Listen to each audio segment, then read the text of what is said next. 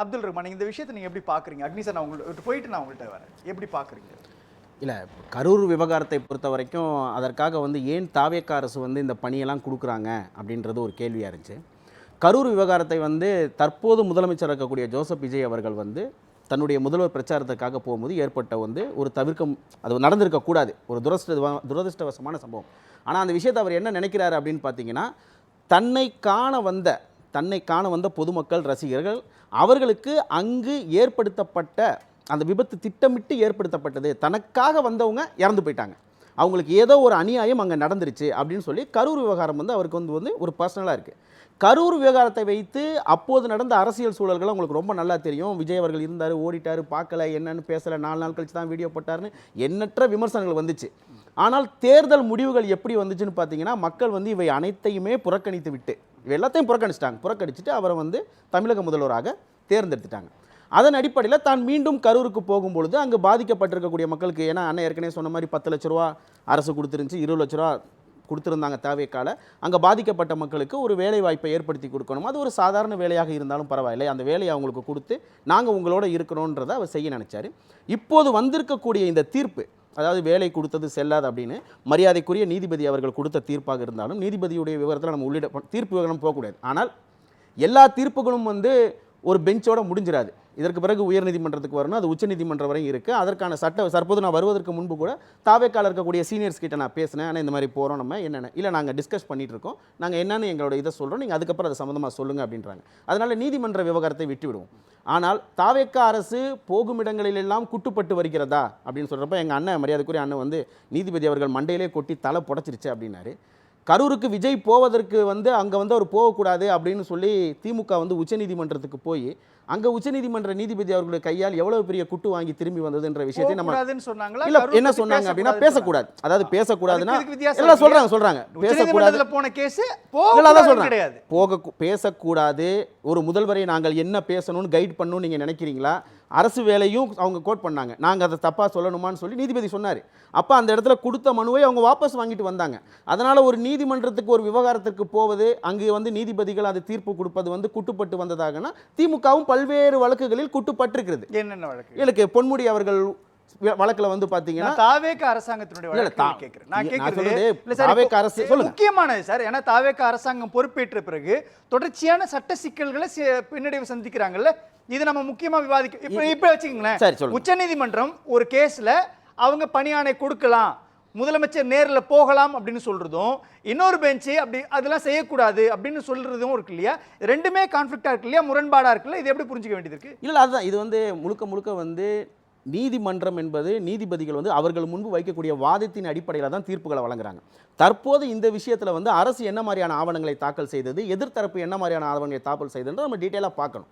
But நீதிமன்றத்தில் போய் தாவேக்கா அரசு தொடர்ந்து சர்க்கிள்களை சந்தித்து வருகிறதுன்னு நீங்கள் தலைப்பு அமைச்சிருக்கீங்க, அதை நம்ம அப்படி பார்த்துக்க முடியாது. அப்படி பார்க்குறதாக இருந்தால் செந்தில் பாலாஜி அவர்கள் ஏன் 5 நாள் தலைமறைவாக இருந்தார்? எதற்கு 5 நாள் ஒளிஞ்சிருந்து அதுக்கப்புறமா வந்து அவர் வந்து முன்ஜாமீன் போய் வாங்குறாரு? இப்போ மார்க்கண்டேயன் அவர்கள் விவகாரத்தில் வந்து ஏன் அவர் கைது செய்யப்பட்டு உள்ள வச்சிருக்கிறாங்க? செந்தில் பாலாஜி விஷயத்தில் என்ன கேட்டாங்க நீதிமன்றம்? செந்தில் பாலாஜி அவர்கள் வந்து இளையராஜா அவர்களுக்கு அந்த கொடுக்கப்பட்ட குதிரை பேரம் பேசப்பட்ட வழக்கில் அவருக்கு தொடர்பு இருப்பதாக காவல்துறை சம்மன் கொடுத்தாங்க. அவரை கைது செய்ய முயற்சி பண்ணல. கேக்குறாங்க செந்தில் பாலாஜிக்கு சம்பந்தம் இருக்குன்னு எந்த அடிப்படையில் சொல்றீங்க நீதிமன்றம்? நல்லா மறுபடியும் கேட்டுக்கோங்க, மறுபடியும் நான் தெளிவாக சொல்றேன், சம்மன் தான் கொடுக்கப்பட்டது. ஏன்னா அதே காலகட்டத்தில் சொல்லிடுறேன் சார், அதே காலகட்டத்தில் சிவசங்கரன் அவர்களுக்கும் சம்மன் கொடுக்கப்பட்டது. வேறொரு விஷயத்தில் அவர் வந்தாரு, ஆஜரானார், தன்னுடைய நிலைப்பாட்டை சொல்லிட்டு போயிட்டாரு. உங்களுக்கு ஒரு சம்மன் கொடுக்கப்பட்டது, அந்த சம்மனுக்கு ஆஜராவதற்கே நீங்கள் அஞ்சி நடுகிறீர்கள் என்றால் எதற்காக நீங்க அஞ்சி? நீங்க ஒரு முன்னாள் மினிஸ்டர் சார், நானோ நீங்களோ அப்துல் ரஹ்மானுக்கு தெரிந்த அந்த கேள்வி நீதிமன்றத்துக்கு தெரியாதா? நீதிமன்றம் செந்தில் பாலாஜியை பார்த்து கேட்கலாம், உங்களுக்கு சம்மன் தானே கொடுத்துருக்காங்க, நீங்க ஆஜராகி உரிய விளக்கம் அளிங்க, அதுல என்ன ப்ராப்ளம் வருது உங்களுக்கு அப்படின்னு சொல்லலாம். கண்டிப்பா சார், நீதிமன்றம் சொல்லல. செந்தில் பாலாஜி அவர்கள் ஒருவேளை அந்த சம்மனுக்கு ஆஜராயிருந்தால் அங்கேயே அந்த விஷயம் முடிஞ்சிருக்குமே. நீங்க போய் நீதிமன்றத்துல போய் கைது பண்றீங்க சார். கைது எங்க சார் பண்ணோம்? அவங்க கைது பண்ண கூடாதுன்னு சார் சம்மன் கொடுப்பது எப்படி சார் கைதாகும்? நான் சார் சம்மன் கொடுத்தது எப்படி சார் கைதாகும்? உங்க வீட்டுக்கு வந்து 20 போலீஸ்காரங்க சுத்தி ரவுண்ட் அப் பண்ணி நின்றாங்களா சார் வெளியே வாங்க அப்படின்னு? அப்பெல்லாம் பண்ண சார் சவுக்கு சங்கர் அவர்கள் வீட்டில் விடிய காலையில் 4 மணிக்கு போயிட்டு வெளியே வர வரையும் கதவு கிட்ட நின்றாங்களே, அந்த மாதிரிலாம் செந்தில் பாலாஜி சார் விஷயத்தில் நடக்கல. அவருக்கு கூப்பிட்டு என்னன்னா கேட்டாங்க, அவர் அதுக்கே தலைமறைவாக இருந்து ஜாமீன் வாங்கிட்டாரு. இவர் மார்க்கெட்டிங் விவகாரத்தில் அப்ப என்ன நடந்துச்சு? அதுல வந்து அப்ப திமுக அரசுக்கு வந்து கொட்டுப்பட்டதுன்னு சொல்லலாமா? அந்த விஷயத்துல அவர் தண்டிக்கப்பட்டிருக்காருல, ஒரு முதல்வரை பார்த்து தனிப்பட்ட முறையில் எலும்புகளை உடைப்பேன்னு சொல்லி பேசலாமா? அந்த விவகாரத்தையும் அவங்க ஜாமீன் அதான் சொல்றேன். அப்ப வந்து 4 விஷயம் வந்து இல்ல சார், நீங்க முகாந்திரம்னு ஒண்ணு இருக்குல்ல, நீங்க செந்தில் பாலாஜி விவகாரத்துல முகாந்திரம் இருக்குன்னா யூ ஷுட் ப்ரூவ். நீங்க வந்து ப்ரூஃப் காட்டணும், நிரூபிக்கணும், ஆதாரத்தை சமர்ப்பிக்கணும். சார் மறுபடியும் சொல்றேன், செந்தில் பாலாஜி அண்ணன் அவர்களை கைது செய்வதற்காக அழைக்கவில்லை. அவரை முதல் கட்டமா சார் இந்த மாதிரி இருக்கேன்னு பேக்க தான் கூப்பிட்டாங்க. அவரை ஏன் கூப்பிடணும்னு கேக்குது சார். அவங்க தரப்புல சார் தப்பு இருக்கு. அவ்வளவு பேர் இருக்காங்கல்ல சார், 1 by 1 தான் சார் வராங்க. அந்த விஷயத்துல இளையராஜா அவர்கள் கைது செய்யப்படுறாங்க. அதுக்கு அப்புறம் அவருடைய தம்பியோட பேர் இருக்கு. சரி ஓகே. திருநாவுக்கரசு புரியுது. திருநாவுக்கரசு அல்லது இளையராஜா இவங்க 2 பேர்கிட்ட நாங்கள் விசாரணை நடத்தணும், அல்லது இவர் சொன்ன அடிப்படையில் நாங்கள் பார்க்கும்பொழுது செந்தில் பாலாஜி தான் இதற்கு மூளையாக செயல்பட்டார், அல்லது செந்தில் பாலாஜிக்கு தொடர்பு இருக்கு அப்படின்னு அந்த ஆதாரத்தை நீதிமன்றத்தில் சமர்ப்பிக்கிறதுல என்ன ப்ராப்ளம் வந்திருக்கும் சார்? சமர்ப்பிச்சாங்கன்னா அவங்க நீதிமன்றமே சொல்லிருப்பாங்க. சொல்றேன், நீதிமன்றம் வரையும் போயிருக்கவே தேவையில்ல சார். எதுக்கு சார் முதல்ல நீதிமன்றத்துக்கு போகணும்? நான் உங்களை கூப்பிட்டேன்னு நீங்க அங்கேயே முடிச்சுட்டு போயிடலாமா சார்? சார் நீங்க ஆஜராகாம நீங்க தானே போய் சார். இல்ல சார், நீங்க என்ன சொல்றீங்கன்னு வச்சுக்கோங்களேன். உதாரணத்துக்கு உங்களே சொல்றேன், எனக்கு என்னையே சொல்றீங்க, நானே சொல்றேன் வச்சுக்கோங்க, இவருக்கு தொடர்பு இருக்குது அப்படின்னா நீங்க வந்து நீதிமன்றத்துல ஆதாரத்தை காட்டுங்க. நீங்க வந்து நான் மறுபடியும் சொல்றேன், விசாரணை மேற்கொள்ள தான் உங்களை அழைக்கிறார்கள். நீங்கள் விசாரணைக்கு அழைக்கணும் சார். அழைக்கிறோம் சார். ஒரு இடத்துல லொகேஷன், ஒரு இடத்துல இளையராஜாவுக்கும் செந்தில் பாலாஜிக்கும் ஏதேனும் வகையில உரையாடல் நடந்திருக்கா? அல்லது திருநாவுக்கரசுக்கும் செந்தில் பாலாஜி எல்லாருடைய செல்போன் லொகேஷனும் ஒரு குறிப்பிட்ட நேரத்தில் ஒரே இடத்துல இருக்குது. அது சம்பந்தமான என்கொயரி பண்ண தான் கூப்பிடுறாங்க. நீங்க என்கொயரி பண்ண ஆஜராகும் போதே சார் நீங்களும் நானா உடனே பிடிச்சி உள்ள போட முடியுமா? செந்தில் பாலாஜி சார் அவர்களை பண்ணிட முடியுமா சார்? செந்தில் பாலாஜி சார் பிடிச்சி வச்சு முன்னாள் மினிஸ்டர் சார், அவர் ஏதாவது பண்ண முடியுமா சார்? ஆனா நீதிமன்றத்துக்கு அது சொல்லலையே. நீதிமன்றம் லொகேஷன் வச்சு மட்டும் சொல்ல முடியுமா சார்? நீதிமன்றம் சார் சொல்லுங்க சார், என்கொயரி தான் சார். சார் கேட்கவே கூடாதா சார்? சந்தேகமே படக்கூடாதா சார்? படலாம் சார். உத்தம புத்திரர்கள் எப்படி நீங்க சந்தேகப்படுறீங்க சார்? உத்தம புத்திரர் சர்டிபிகேட் வாங்கி மாட்டிக்கோங்க. நீங்க வந்து அந்த இடத்துல தவறு நடந்த சார், அதான் சொல்றேன், தவறு நடந்த இடத்தில் வந்து தெரியும் மேடம். இப்ப அந்த உத்தம புத்திரோட நீங்க கூட்டணி வைக்க முயற்சி பண்ணிட்டு இருக்கீங்கன்றதும் தெரியும். அதையும் சேர்த்து இப்ப படிக்கிறோம்ல, அதையும் உத்தம புத்திரோட என்ன ட்ரை பண்ணிட்டு இருக்காங்க, என்ன பேசிட்டு இருக்காங்கன்னு எங்களுக்கு தெரியும். அதனால இந்த விவகாரத்துல செந்தில் பாலாஜி அவர்களை வந்து என்கொயரி பண்ணதான். இன்றைய நீர்வளத்துறை அமைச்சர் திரு ஆனந்த் அவர்கள் கரூர் பிரச்சனை நடந்த உடனே தாடி கிடிலாம் வளர்த்துக்கிட்டு கொஞ்ச நாள் காணாம போயிட்டாரு. அது ஏன்னு கேட்டு சொன்னீங்கன்னா அதுக்கான காரணத்தை நாங்கள் சொல்லிடுறேன். அண்ணனுக்கு பாயிண்ட்ஸ் கொடுப்பாரு. நான் சொல்றேன், கரூர் சம்பவம் நடந்த 5 மாதத்திலிருந்து 6 மாதம் வரை திமுக அரசு தான் இருந்துச்சு, வேற யாரும் அரசுலாம் இல்ல. அப்ப இப்போது இருக்கக்கூடிய தமிழக முதல்வர் விஜய் அவர்களுக்கு பெரிய அங்கீகாரம்லாம் கிடையாது. அண்ணன் சொன்ன தாடி வளர்த்தவரு, மீச வச்சவரு, மேல தலப்பாக எல்லாருமே இருந்தாங்க. இல்ல சார், எல்லாருமே இருந்தாங்க. நீங்க சொன்ன அதே கேள்வி தான் அவர் கேக்குறாரு. செந்தில் பாலாஜி தலைமறைவா இருக்கிறாருன்னு சொல்றீங்களே, அப்ப அவர் குற்றவாளியா இருக்கிறாரு அல்லது குற்றவாளி இல்ல சார்? அண்ணன் சொன்ன அதே வழக்குல புசியானந்தோ அல்லது ராஜ்மோகனோ இப்ப அமைச்சர்களா இருக்கிறவங்க அவங்க எங்க போனாங்கன்னு கேக்குறாரு. அப்ப அவங்க குற்றவாளிகளா? அண்ணன் சொன்ன அதே வழக்குல எல்லாரும் சிபிஐல போய் ஆஜரானாங்க. எல்லாரும் ஆஜரானாங்க. எல்லாரும் என்கொயரி சந்திச்சுல வந்தாங்க. எல்லாரும் போய் ஆஜரானாங்க. புசியானந்த் போனாரா? ஒரு முன்ஜாமீன் வாங்கிட்டு போனாரா? ஆமா. என்ன முன்ஜாமீனுக்கு காத்து கிடந்தாங்க. முன்ஜாமீன் தான் வாங்குனாங்க. என்ன முன்ஜாமீன் வாங்குனாரா? சரி ஓகே. சிபிஐல நேராக சென்று நேரடியாக ஆஜராகி தங்களுக்கு எங்களுக்கும் முன்ஜாமீன் வாங்கிட்டு தான் வெளியில எங்களுக்கும் அதற்கும் எந்த விதமான சம்பந்தம் இல்ல. அவங்க சிபிஐல சொல்லிட்டு வந்துட்டாங்க. டிக்ளேர் ஆயிடுச்சு. சிபிஐ பாஜக கையில இருக்க கேஸ், அவங்க தான் டிக்ளேர் பண்ணணும். நீங்க என்ன சொன்னீங்க? பாஜக அரசின் கீழே இருக்கக்கூடிய உள்துறை அமைச்சர் அமித்ஷா அவர்களுடைய கட்டுப்பாட்டில் சிபிஐ அரசு இருக்கிறது. ஓகே சார், அப்படியே சொல்ல கூடாது சார். உள்துறை அமைச்சர் அவர்கள் கட்டுப்பாட்டில் சிபிஐ அரசு இருக்கிறது. அது தன்னாட்சி பெற்ற அமைப்பு சார். சிபிஐ உள்துறை அமைச்சர் நீங்க வந்து அமலாக்கத்துறை நீங்க அப்படி சொல்ல கூடாது. அமலாக்கத்துறை உள்துறை அமைச்சர் வேற கண்ட்ரோல் சார். அவங்க யாரும் எந்த அரசியல் செயல்பட முடியாது. அப்ப காங்கிரஸ் ஆட்சி காலத்துல வந்து சிபிஐ எல்லாத்தையும் நீங்க இன்ஃப்ளூயன்ஸ் பண்ணாங்களா?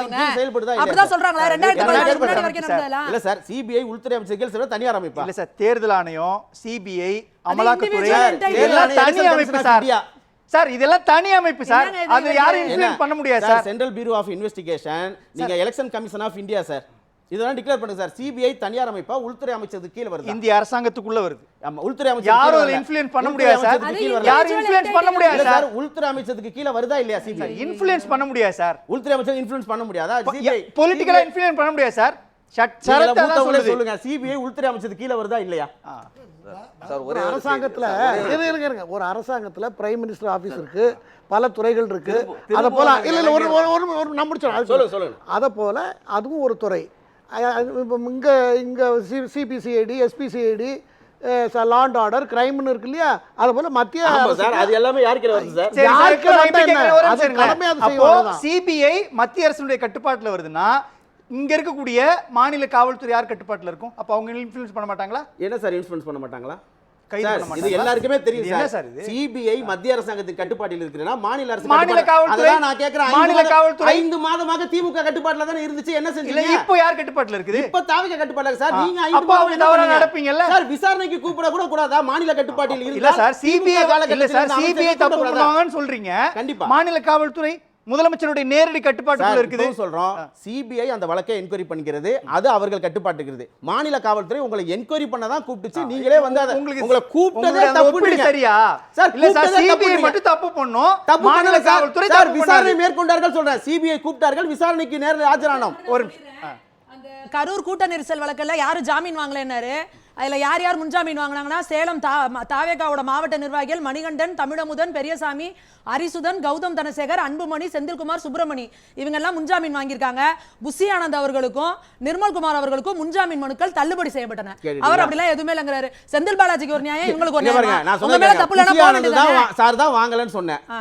அதான் தள்ளுபடி ஆச்சுன்னு அவங்களே வாங்கலையா? சொல்றாங்க. நீங்க போய் வாங்கலன்னு கோர்ட்ல சொன்னா தள்ளுபடி ஆச்சுன்னு அவங்களே சொல்றாங்க. அப்ளை பண்ணலன்ற எப்படி மாதிரி பாருங்க. தள்ளுபடி செய்ய சொல்றாங்க. கடையில இருக்கு. நீங்க குற்றவாளி அப்படியே கைது பண்ணி பண்ணீங்க சார். குற்றவாளி இருந்தா கைது பண்ணிருக்க வேண்டியதுனா புஷி ஆனந்த் அவங்களே.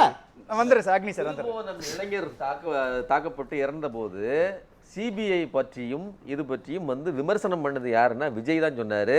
நீங்க வந்து ரகசிய டீலிங்ல இருக்கீங்க பாஜகவோட, அதனால தான் சிபிஐக்கு அதை மாத்தி விடுறீங்கன்னு சொல்லி ஆதவர்ஜனாவும் சொன்னாரு, மேடை ஓட்டு விஜயும் சொன்னாரு. விஜய் சொன்னதை தான் இவர் சொல்றாரு. அதனால விஜய் கூட்டணியில் இருக்கிறதுனால அதை அப்படி தான் சொல்றாரு. அதில் தப்பு கிடையாது. நான் இன்னொன்று சொல்றேன், எப்படி சிபிஐ இடி இதையெல்லாம் அவர்களுடைய கைப்பாவையாக இருக்கிறதோ அதே மாதிரி விஜய் கையில் இன்னைக்கு போலீஸ் அவர்களுடைய கைப்பாவையாக இருக்கிறது. அப்படித்தான் செந்தில் பாலாஜி மேலும் அனிதா ராதாகிருஷ்ணன் மேலும் அவர்கள் ஏவி விடப்படுகிறார்கள். அப்துல் ரஹ்மான் சார், இந்த விவகாரத்தில் வந்து தன்னுடைய இதற்கான தகுந்த வாதத்தன்மையை வந்து அவங்க வெளிப்படுத்தியிருக்கணும். ஏன்னா பாதிக்கப்பட்ட மக்களுக்கு தான் ஏதாவது செய்யணும் அப்படின்னு சொல்லி இந்த அரசு நினைக்குது. அந்த மக்களுக்கு வந்து ஒரு குறிப்பிட்ட விஷயத்தை செய்யணும்னு நினைக்கும் பொழுது அது வந்து சட்டத்திட்டங்களுக்கு உட்பட்டு அதற்கான லீகல் பாயிண்ட்ஸு இதை எப்படியும் வந்து இதை நம்ம பண்ணுனா திமுக அரசு மேல்முறையீடுக்கு போவோம், இல்லை யாராவது ஒரு பொதுநல வழக்குன்னு யாராவது ஒருத்தவங்க போடுவாங்கன்னு அரசுக்கு தெரியும். அதை முறையாக வந்து கண்டிப்பாக வந்து அரசு வந்து இதை வந்து வாதாடி இருக்கணும், பாயிண்ட்ஸ் எடுத்து வச்சிருக்கணும். பாதிக்கப்பட்ட அந்த மக்களுக்கு நிச்சயமாக இந்த அரசு ஏதேனும் செய்தே தீரும் அப்படின்றத நான் உறுதியாக நம்புகிறேன்.